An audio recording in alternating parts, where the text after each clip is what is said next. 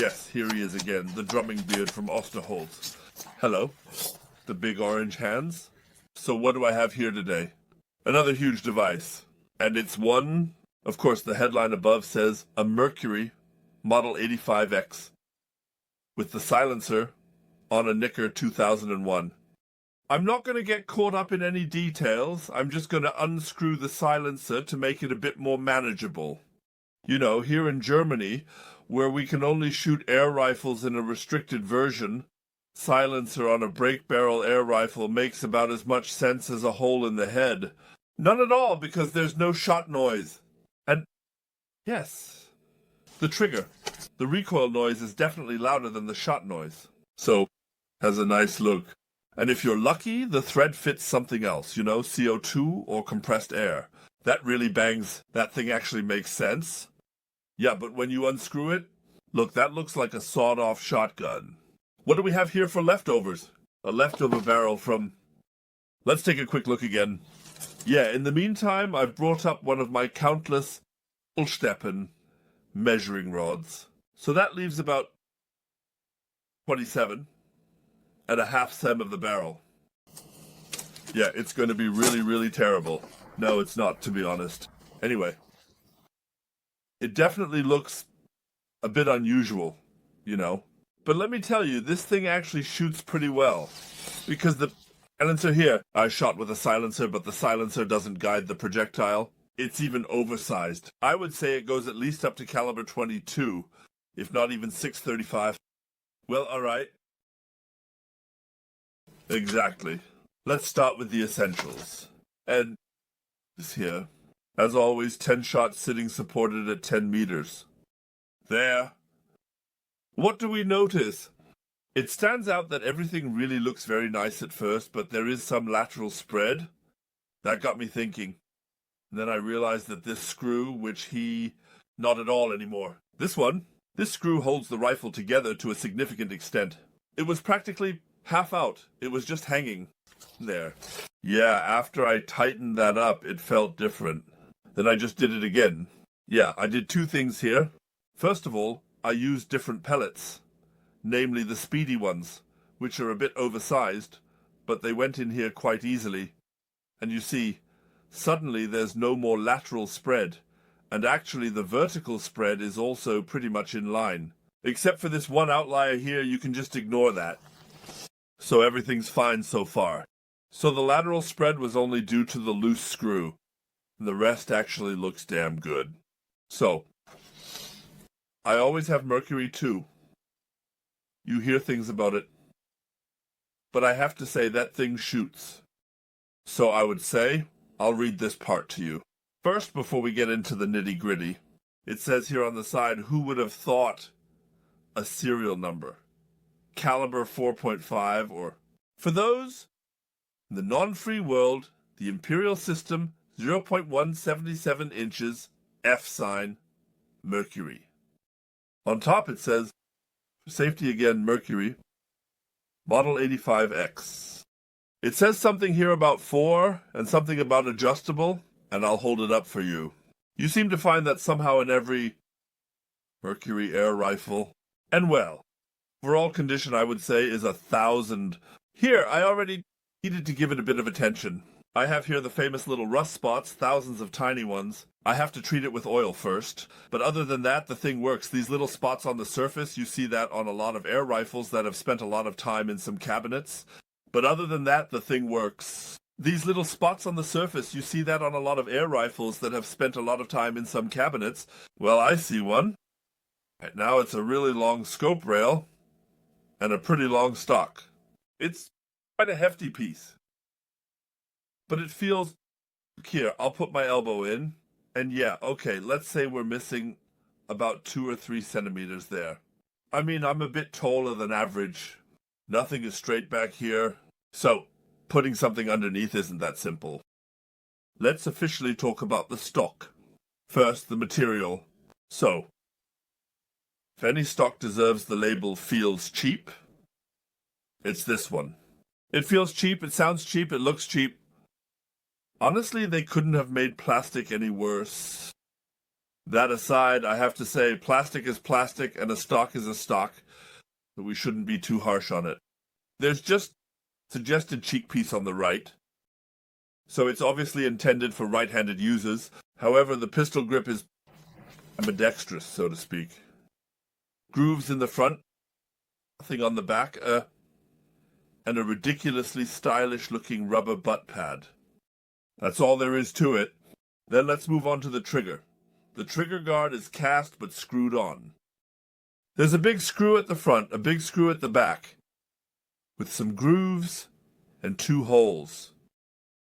There's 1 hole here for the big fat screw, and a second hole up front for 2 thin, not-so-fat screws, tiny little set screws. And back here, there's another set screw that's accessible through the rear hole. So we have a trigger here that allows for a lot of adjustability. I haven't adjusted anything on it because that usually leads to bigger issues. It goes faster and even faster if you just check online yourself what exactly can be adjusted here. As I said, 3 screws. That gives me hope. So, there. The trigger guard and the trigger itself seem to be made of aluminum, I think. And it sits very far back. So even when you get into position with it, you can feel that your finger wants to go up, but it's being pushed down by the trigger. And I would say, when you shoot with it, it does have a bit of that shotgun trigger feel. So Flinte means shotgun. They usually have triggers that are bent back and sit very high, especially when you want to shoot a specific barrel. Usually the upper one is on the rear trigger guard when you have 2.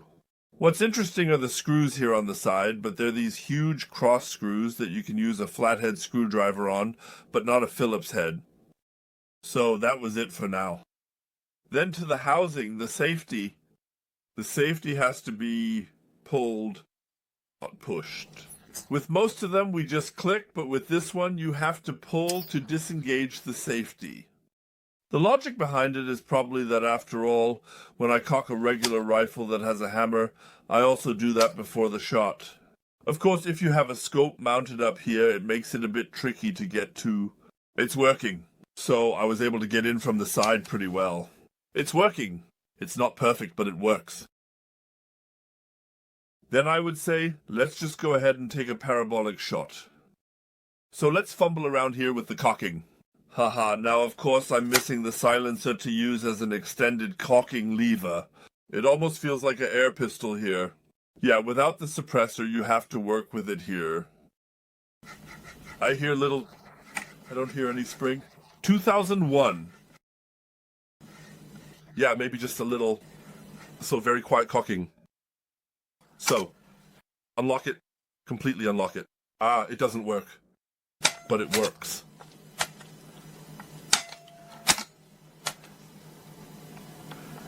Very short pull and difficult trigger. I did unlock it, didn't I? That's better. Unlock it. One more. Pull. But a little longer now. Build up a little pressure. But it's good. So, it's absolutely, totally fine. So that's probably why I didn't adjust anything, because it's all totally fine. So now we're using this super long, huge, gigantic barrel to shoot another test shot into the bullet trap. What do I actually want to prove with this relatively short barrel? I think just for that I would get myself a muzzle cap and shoot it without a license. Because this huge rifle with this tiny barrel, I think that's something special. The uglier something is, the better. It is to unlock. This time I thought I'd aim from the side of the barrel. Wow, there's a lot happening there. A lot of metal is being accelerated over a relatively long period of time, and that makes a pretty big bang. Yeah, I think that's good so far. There's no sight on this. I don't think there was ever one, so at least there are no holes up front. There's nothing up front either. That means the thing was designed from the start to be shot with a scope. What was the new price? I can't remember right now. I only check new prices very irregularly, but I think it must have cost around $200. I can also take a look later, and if I remember, I'll put it down in the description. 2001, I don't have a year of manufacture for this one either. I don't remember if I found a permit for this. I almost suspect I did. So that was it. Then there was something about the energy up top. Up there, there's a button. It makes everything bright as day. Efixrada Koni. What have I selected at the moment? That would be another thing. Here. It's not showing which rifle I've selected here. Instead, there's just a really long list. And if this isn't on the list, when you use a lot of rifles, and the list is a bit longer than the Mercury 85X page, it would be nice if it was mentioned somewhere on the side, even in a really small font. So, view shots. This is what the list looks like. Yeah.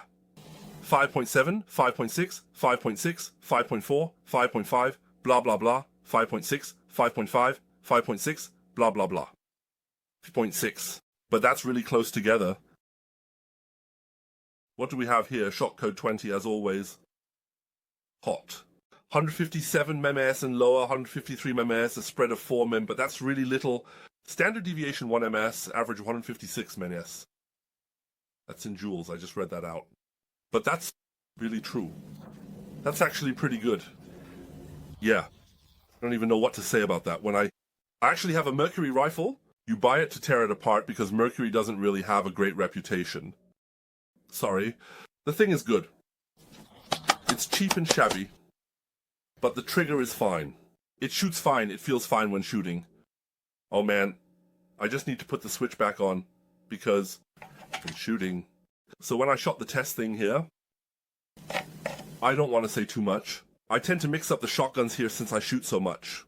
Yeah, with a sheath, it's definitely easier to cock. Still, I think if I kept the thing, I'd really have some fun with it. Just shoot the thing in short form. So, click. Yeah. The shooting sound. The shooting sound was funny because usually you get this bang. Sometimes it's louder. Sometimes it's softer. With this thing, there's a noticeable recoil and a distinct click when it shoots forward. So this thing goes tack-tack whole time. That's in terms of sound. The camera doesn't capture it. In terms of sound, it's totally unusual. So, I first laughed out loud while shooting, but not in a weird way. It pleased me. I found it entertaining. It was really different, and I actually enjoyed shooting those shots. And there are others where I say, hopefully you'll be done soon. With this thing, I just had fun. And that ultimately leads to a completely unexpected review. I would say you can recommend this thing, as always, as long as the price is right. What did I pay? Have I even written down what I paid?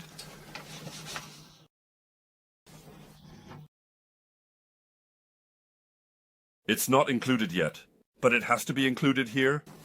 Norica Till Diana, Walter Mercury, 85. I put down 67 euro gold coins for this.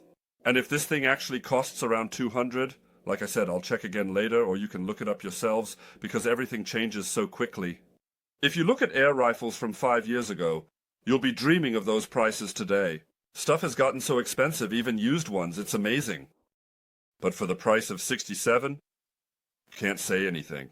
It's not a pretty thing, but if someone buys an air rifle for looks, that's their own fault. The thing shoots, the thing hits, everything is adjustable here. But with the trigger as it is, I won't change anything. That's fine. Then the number, the joke with the silencer. I haven't checked whether the silencer thread here is 1/2 inch, or if it fits on other things, or if it can just be sold to someone who happens to need it. You just throw a cover nut over it, or just shoot with the short barrel. Speaking of the short barrel, longer barrels are unnecessary. Conditions confirm this.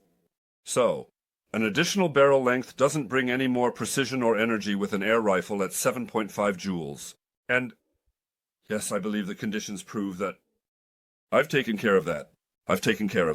I've been at it from the front, back, top, bottom, right, and left, and I would say, is that enough? Yeah, what did I burn this time? 16 minutes, but there wasn't much to say about that thing. Yeah, I can't discuss a vision, I can't discuss a GR. Oh, you always like to look into the muzzle up front? I know that, because you're not really here. You're just the camera. A few little quirks up front. Oh yeah, right, the silencer likes to come loose from the vibrations, so you always have to tighten it a bit.